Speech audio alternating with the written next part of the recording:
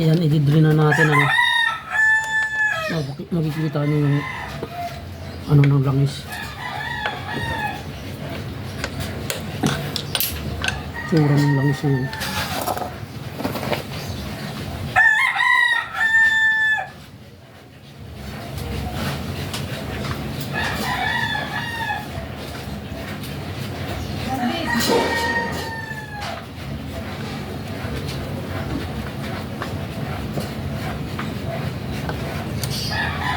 Ayan o.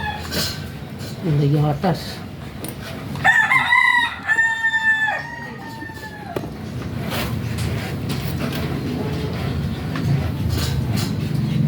Ayan ang itsura ng langis pag nahaluan ng tubig.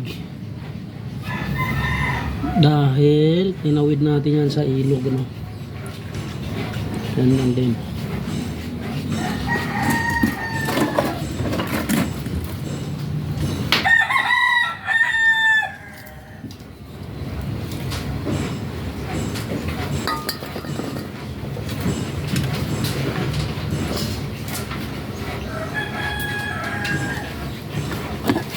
Gamitan natin siya ngayon ng carbon cleaner. Pwede siguro to, no? Pang ano sa makina rin to eh. Pinaka ano, ipapasok natin dyan. Ayan.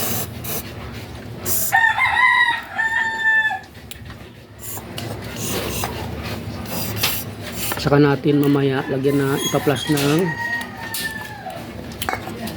langis din. Ayan, medyo imam daw siya. Masok yung carbon cleaner.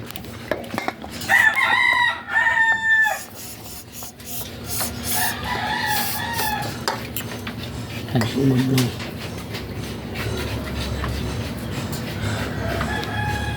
Grabe. Hindi na langis siya, no?